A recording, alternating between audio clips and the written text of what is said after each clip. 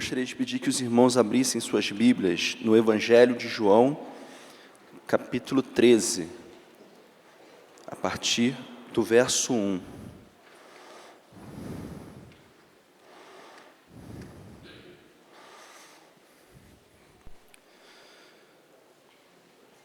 Evangelho de João, capítulo 13,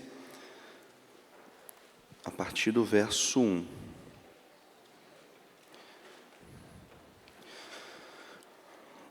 Diz assim a palavra do Senhor.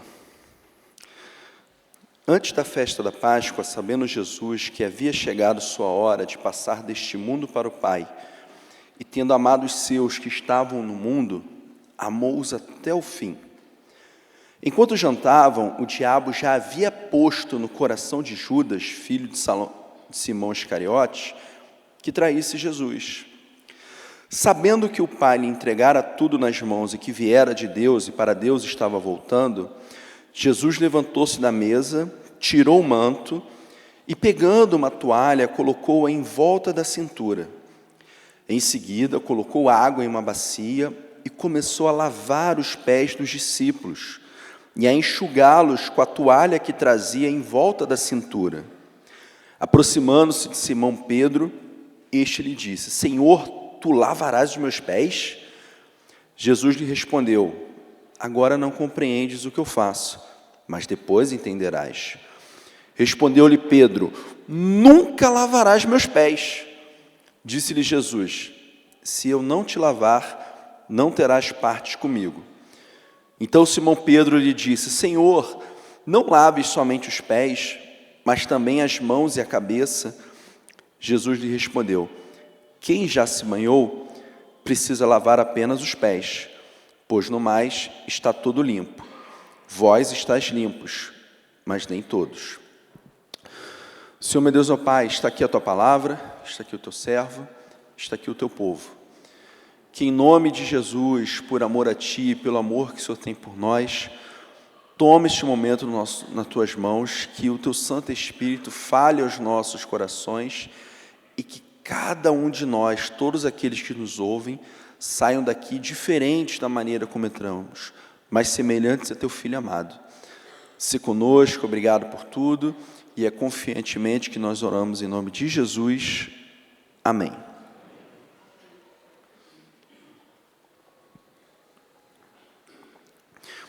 O que está acontecendo aqui? Quando nós estudamos a formação da Bíblia, a formação do cânon, há toda uma discussão se Mateus ou Marcos ou Lucas, qual foi escrito primeiro, né? A gente tem toda uma discussão, mas há um certo consenso na história da Bíblia que o Evangelho de João ele foi um dos últimos textos a serem escritos, junto com o Apocalipse. Então, Mateus, Marcos e Lucas, que são denominados como evangelhos sinóticos, né, que é uma palavra bonitinha que significa semelhante.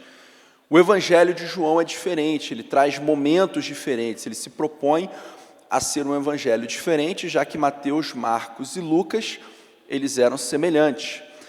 Não é à toa que há somente um único milagre de Jesus que está descrito nos 4 evangelhos, que é a primeira multiplicação dos pães. E quando nós entramos no Evangelho de João, a partir do capítulo 13, nós temos uma sequência de fatos, em ordem cronológica, dos momentos finais do ministério terreno do Senhor Jesus.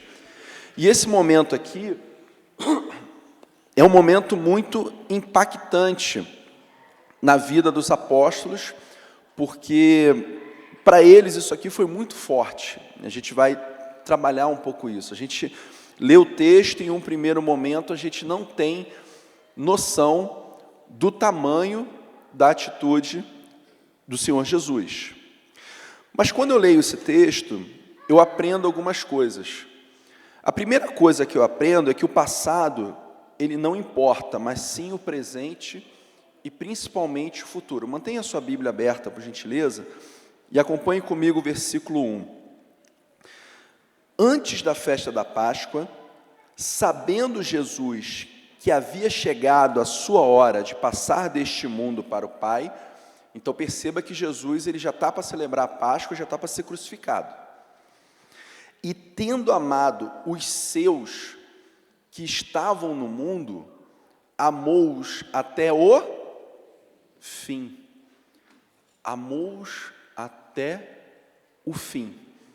Até o último momento, até o último instante, Jesus amou todos aqueles que estavam com ele. Eu confesso que é muito impactante para mim quando Judas vai trair Jesus e ele vai dizer para as pessoas quem era Jesus, né, os soldados lá do templo, e ele traz Jesus com um beijo. E Jesus aceita esse beijo. E ele ainda fala com ternura com Judas. Amigo, com um beijo traz o Filho do Homem.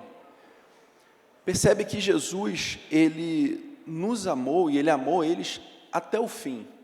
E quando a gente traz isso para a vida cristã, precisa ficar muito claro para a gente que o nosso passado diante de Deus, ele não importa. O que importa é o presente e o futuro. A função do passado na minha vida, na sua vida, é para a gente olhar para trás, se arrepender, mudar de comportamento e seguir a vida. Só que, infelizmente, muitos cristãos ficam presos ao passado, ficam arraigados ao passado, ficam se torturando. Jesus já perdoou, mas ele não perdoou a si próprio. Abra sua Bíblia, por gentileza, em Ezequiel, capítulo 18, verso 5. Ezequiel, capítulo 18, a partir do verso 5. Esse texto é muito interessante. Ele vai dizer o seguinte: se um homem, preste atenção, for justo e agir com retidão e justiça, e não comer sacrifícios nos templos, nem levantar os olhos para os ídolos da casa de Israel, nem contaminar a mulher do próximo, nem se achegar à mulher durante a menstruação, não oprimir ninguém, mas devolver o penhor ao devedor, não roubar, mas repartir o pão com o faminto e vestir o que não tem roupas, não emprestar a juros e não receber mais do que emprestou, e desviar-se da injustiça, e fizer verdadeiramente justiça entre dois homens, andando nos meus estatutos e respeitando as minhas normas para agir de acordo com a verdade, este é justo, certamente viverá, diz o Senhor Deus. Aí o texto continua: se ele gerar um filho que se torne ladrão, que derrame sangue, que faça seu irmão qualquer uma dessas coisas, que não cumpra nenhum desses deveres, mas coma sacrifícios nos montes, e contamine a mulher do próximo, oprima o pobre necessitado, pratique roubo, não devolva o penhor, levante os olhos para os ídolos, cometa abominação, empreste a juros e receba mais do que prestou, por acaso ele viverá? Não viverá. Certamente morrerá, porque todas essas abominações que praticou, será culpado por sua própria morte. Agora preste atenção, 14. Também, se este, por sua vez, gerar um filho, a gente já está no neto, que veja todos os pecados que seu pai fez, tema e não cometa coisas semelhantes, não coma sacrifício nos montes, nem levante os olhos para os ídolos da casa de Israel, não contamine a mulher do próximo, nem oprima ninguém, não empreste sob penhor, nem roube, mas reparta o pão com o faminto e visto que não tem roupas, e se desvie do erro, não receba juros, nem mais do que emprestou, que respeite as minhas normas e ande nos meus estatutos, esse não morrerá, por causa do pecado de seu pai, certamente viverá. Mas seu pai, porque praticou extorsão, roubou os bens do irmão e fez o que não era bom no meio do povo, morrerá por causa do seu pecado. Contudo dizeis, por que o filho não levará a culpa do pai? E se o filho proceder com retidão e justiça e guardar todos os meus estatutos e os cumprir, certamente viverá. Aquele que pecar, esse morrerá. O filho não levará a culpa do pai, nem o pai levará a culpa do filho. A justiça do justo estará sobre ele, e a impiedade do ímpio cairá sobre ele. Mas, preste atenção, se o ímpio se converter de todos os pecados que cometeu e guardar todos os meus estatutos e agir com retidão e justiça, certamente viverá. Não morrerá. O que é converter? É mudança de caminho. Então a Bíblia, de uma forma muito pedagógica, está dizendo, ó, se você tem um homem justo, se você tem um filho pecador, se você tem um neto justo, e você tem alguém que peca, mas essa pessoa, ela se arrepende, ela se converte dos seus pecados, ele não morrerá, ele viverá. Por quê? A lógica do Evangelho é, o final é mais importante que o começo.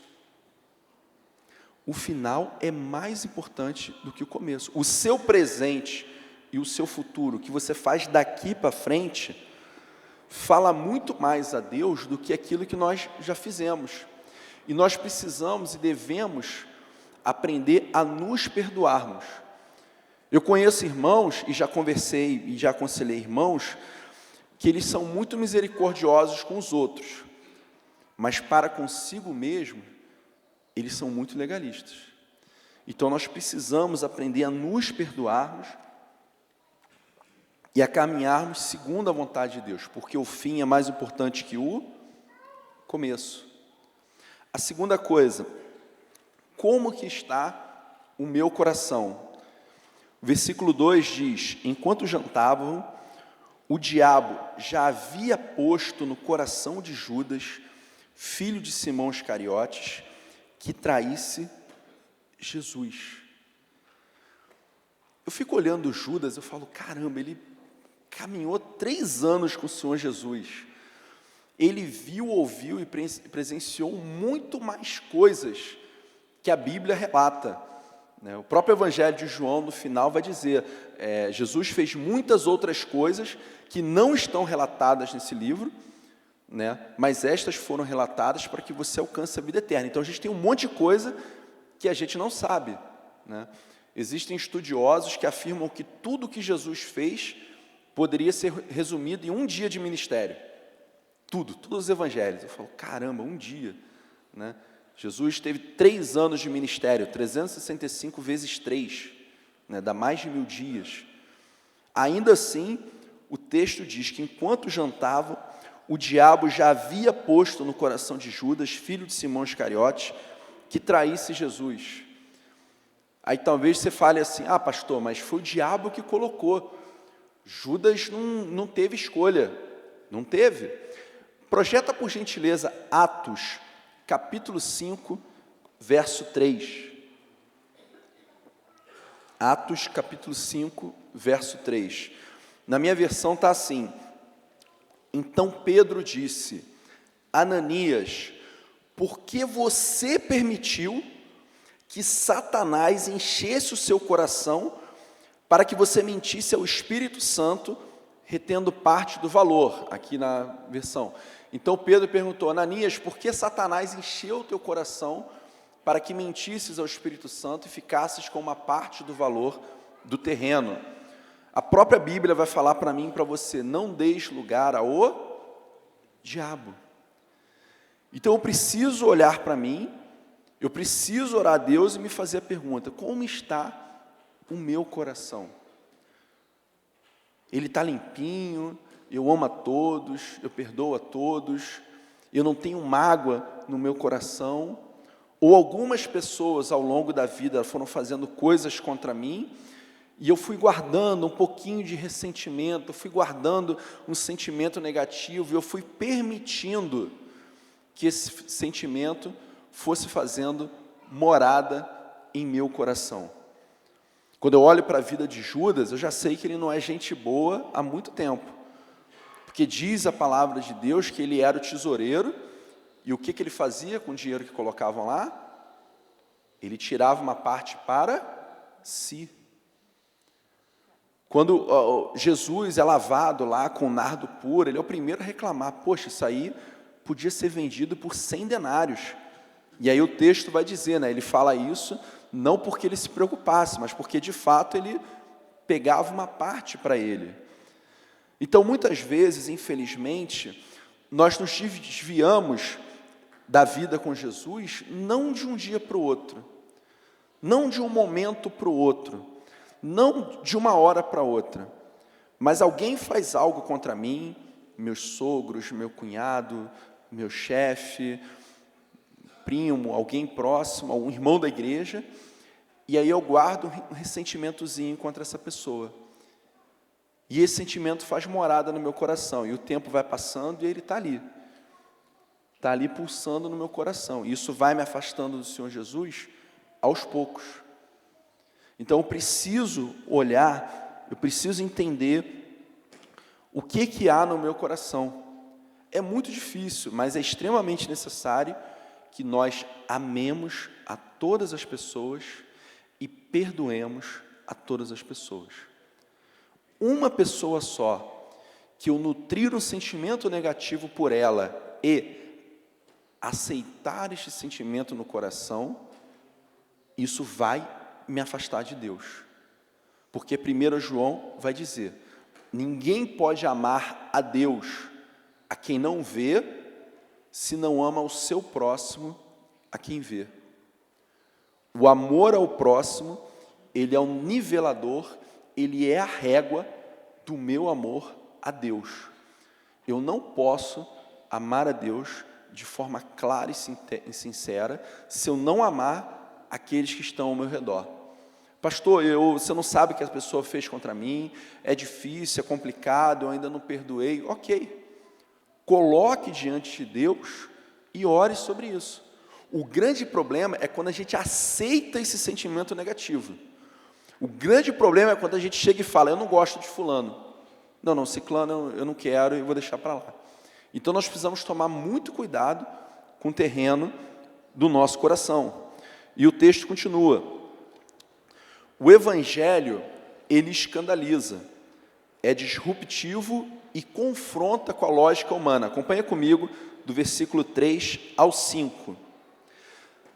Sabendo que o Pai lhe entregara tudo nas mãos e que viera de Deus e para Deus estava voltando, Jesus levantou-se da mesa, tirou o manto, ou seja, ficou nu, pegando uma toalha, colocou-a em volta da cintura. Em seguida, colocou água em uma bacia e começou a lavar os pés dos discípulos e a enxugá-los com a toalha que trazia em volta da cintura. Isso daqui certamente foi um escândalo muito grande para todos aqueles discípulos, para aqueles apóstolos. Por quê? Lavar os pés de alguém, dentro da cultura judaica, era algo extremamente, mas quando eu falo extremamente, é extremamente tamanho 72 do Microsoft Word, extremamente humilhante. Para os irmãos terem uma ideia, nós estamos aqui num regime escravocrata, né? Então um judeu, ele poderia ter um escravo que fosse judeu e um escravo que fosse gentio. Ele poderia ter essas duas. Nessa época, se você se endividasse, você poderia ser vendido para pagar a dívida. Então, o maior medo das pessoas nessa época era cair em escravidão, e qualquer um poderia se tornar escravidão. Foi capturado por piratas, por bandidos numa viagem. Então, a escravidão era algo que poderia ocorrer com qualquer um. E haviam escravos judeus e escravos gentios. Dentro da cultura judaica, um judeu, ele nunca pediria para um escravo judeu lavar os seus pés. Você consegue entender isso? Um judeu, ele nunca, isso historicamente falando, tá? Não é Bíblia, é história. Ele não pediria para um outro escravo judeu lavar os seus pés. Lavar pé, não, isso é coisa de escravo gentio. Até porque na cultura judaica a função no universo do gentio era servir de lenha para o fogo do inferno. Isso na cultura judaica. Para que serve o gentio? Não, o gentio é lenha para o fogo do inferno, para o fogo da geema. Então, se você tem uma prática que é de lavar os pés, em um universo onde você anda na rua, onde, pé é cortado, tem sangue, tem pus, é unha cravada, né? Essa coisa horrorosa. Você nunca pediria para um escravo judeu, somente para um escravo gentio.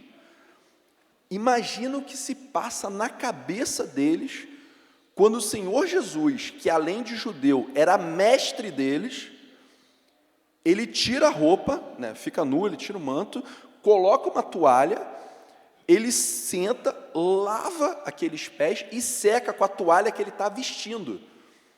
Jesus está se sujando, lavando os pés dele, porque ele está, é o que diz o texto. Jesus levantou-se da mesa, tirou o manto, pegando uma toalha, colocou em volta da cintura, amarrou. Em seguida, colocou água em uma bacia e começou a lavar os pés dos discípulos e a enxugá-los com a toalha que trazia em volta da cintura. Jesus estava se sujando. Então perceba que isso para os judeus, para aqueles, foi Pedro que falou, a gente já vai entrar nisso. Mas eu tenho certeza que o que Pedro falou, todo mundo pensou ali. Não, mas como assim, lavar os pés? Jesus? Não, não tem como. Só que o Evangelho, ele é isso. O Evangelho, ele é o padrão correto em um mundo onde todo ser humano nasce pecador. Então, nós somos pecadores, o mundo jaz no maligno, o pecado está aí, e o Evangelho vai ser o quê? Aquilo que é correto, aquilo que é sal, aquilo que é luz, aquilo que é contra toda a lógica do mundo. O primeiro ministério com pessoas que eu trabalhei foi um ministério de adolescentes, lá na PIB de Rio Bonito. Com 1 ano de convertido, já comecei a trabalhar, ajudar. E a gente tinha um adolescente que se converteu, que ele era o único convertido da família, e toda vez que ele ia para a igreja, ele estava se arrumando, né, ia tomar banho, botar tênis, pá, o pai arrumava uma briga com ele. O pai inventava qualquer coisa, arrumava uma coisa, brigava, batia nele, né, e arrumava alguma treta para ele não ir para a igreja, e às vezes, mesmo assim, ele ia, às vezes não ia, tudo.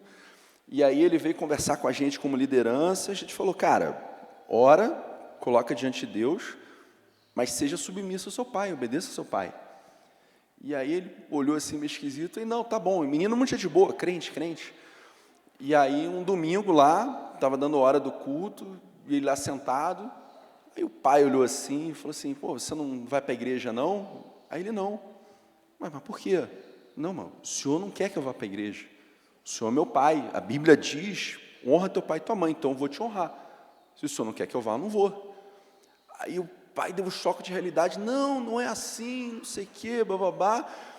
E aí, por fim, aquele pai permitiu que o filho fosse, começou a frequentar, começou a levar, depois até se converteu. Por quê? Porque a lógica bíblica, ela é contrária à lógica do mundo. O que o Evangelho diz para eu fazer, para a humanidade, é loucura. Dá outra face. Se alguém te bater, dê outra face. Existe algo mais louco que isso? Se alguém der na minha cara, meu primeiro sentimento é socar a pessoa, depois eu peço perdão a Jesus. Mas o primeiro momento é a minha reação. Mas o que o Evangelho ele diz? O Evangelho ele é diferente. Ele torna você diferente, ele torna eu diferente. A gente vira quase que alienígena no meio do nosso trabalho, no meio da nossa família, se eles não conhecerem. O Evangelho é isso. Ele me torna diferente do mundo. E eu preciso entender isso de uma forma muito clara. Porque se eu não entender que eu sou diferente, se eu quiser ser igual a todo mundo, então estou me afastando do Evangelho. Então, o Evangelho não é para mim. E o texto continua, caminhando para encerrar. Pedro ficou escandalizado, versículos 6 a 8. Aproximando-se de Simão Pedro, este lhe disse, Senhor, tu lavarás os meus pés? Jesus lhe respondeu, agora não compreendes o que eu faço, mas depois entenderás. Respondeu-lhe Pedro, nunca lavarás os meus pés. Olha que curioso, Pedro, o apóstolo que estava ali colado com Jesus, próximo a Jesus, a gente vê que ao longo do seu ministério existem momentos que somente Pedro, Tiago e João presenciam, né, a ressurreição da filha de Jairo, o monte da transfiguração. O único que caminha sobre as águas ao encontro de Jesus era Pedro, Pedro é interessante que ele age primeiro e pensa depois, né? Mas ainda assim ele fica completamente escandalizado. Não. Eu olho isso aqui, né? Versículo 8: nunca lavarás os meus pés. Isso aqui é muito esquisito, porque Jesus, ele é mestre, Pedro é discípulo. Então você não questiona um mestre desse jeito, virar para a pessoa e falar: você nunca vai lavar os meus pés? Pedro está escandalizado. Por quê? Porque ele ainda não entendeu de fato o que é o Evangelho. O Espírito Santo aqui ainda não havia descido, ainda não havia sido derramado sobre toda a carne. Então ele fica escandalizado, ele não entende. E aí o texto continua, 8b, né? Se eu não te lavar, não terás parte comigo. Cara, já imaginou se ouvir isso de Jesus? Caminhar com ele 3 anos para lá e para cá, e Jesus quer lavar teus pés, e não, você não vai lavar. Jesus olhar e falar: ó, se eu não te lavar, você não tem parte comigo. E aí o texto continua, versículo 9: então Simão Pedro lhe disse: Senhor, não lave somente os pés, mas também as mãos e a cabeça. Já está abusando, né? Jesus lhe respondeu: quem já se banhou precisa lavar apenas os pés, pois no mais está tudo limpo. Vós estás limpo, mas nem todo. Quando eu não compreendo todo o Evangelho, eu não consigo viver a plenitude do Evangelho, nem desfrutar de todas as suas bênçãos. Quando eu não compreendo todo o Evangelho, eu não consigo viver a plenitude do Evangelho, nem desfrutar de todas as suas bênçãos. Perceba que viver o Evangelho é um caminho contrário à nossa carne, é um caminho contrário à nossa vontade, é um caminho contrário àquilo que no fundo eu desejo. Porque no fundo eu desejo, o que eu gostaria de ganhar no fundo? No fundo, eu gostaria de ganhar na Mega Sena, mas sem jogar, então o milagre é maior.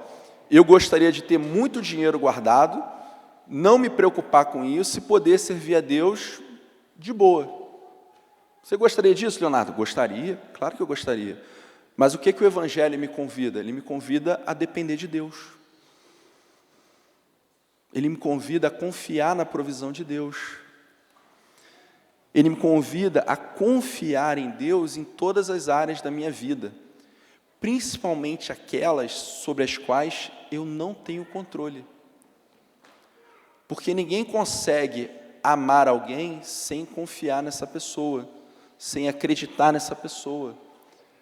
E o Evangelho, em essência, é um convite para amar a Deus acima de todas as coisas e amar ao próximo como a mim mesmo. Só que quando chega o fim do mês e, caramba, esse mês não vai dar para pagar todo o cartão de crédito. É o mínimo mais um pouquinho. E aí, como é que fica o nosso coração? Quando eu olho lá o cheque especial, quando eu olho lá início do ano, material escolar, isso, aquilo. Quando eu recebo a notícia de uma doença, uma dificuldade, como que fica o meu coração? Por isso o Evangelho, ele é um convite para que a gente ame a Deus e confie nele com todo o nosso coração. O que não é fácil, obviamente, mas é necessário. Por isso que nós frequentamos a igreja semanalmente, por isso que nós lemos a Bíblia diariamente, por isso que nós oramos diariamente, porque a nossa carne, ela sempre vai querer nos afastar do Evangelho. E eu preciso, no meu coração, com a minha mente, domesticar a minha carne para dizer: eu confio no Senhor Jesus e eu vou viver de acordo com a sua vontade. Eu vou confiar nele, eu vou caminhar com ele. A gente acha engraçado, eu pelo menos acho engraçado essa reação de Pedro, mas caramba, ele caminhou com Jesus 3 anos. Ele não entendeu ainda direito a questão, mas ainda assim, naquele momento, ele tem esse choque de realidade: não vai lavar meus pés. E aí Jesus deixa claro: se não lavar seus pés, você não tem parte comigo. Por isso esse texto, ele nos convida a tomarmos algumas atitudes. A primeira delas é sermos humildes. O Senhor Jesus lavou os pés dessas pessoas. Se o Senhor Jesus lavou os pés dessas pessoas, eu não vou engolir seco quando meu chefe grita comigo? Ah, pastor, mas ele está errado, acredito. Mas eu vou querer tomar uma atitude. Humildade. Humildade. O que é humildade? É eu entender que eu não sou melhor que você, nem você é melhor do que eu. É eu me permitir ser humilhado. Que isso, pastor? Você é humilhado? Vai, você, eu, todo mundo. E glória a Deus por isso. Ser humilhado é uma bênção. O que diz a Bíblia? Os humilhados serão exaltados. Então a pessoa está te humilhando, você para, engole seco, coloca diante de Deus, conta de 1 até 10, ou 100 ou 1000, dependendo da situação, não sei, e caminha. Porque se o Senhor Jesus lavou os pés, eu posso segurar a onda quando um carro me corta e buzina para mim e me xinga. Porque Jesus lavou os pés. Eu preciso entender que o Evangelho, ele é um compromisso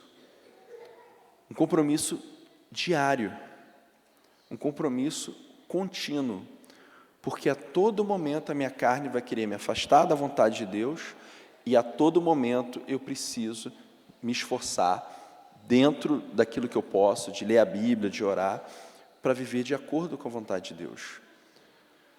Porque se eu não leio a Bíblia diariamente, se eu não oro diariamente, aos poucos eu vou me afastando de Deus.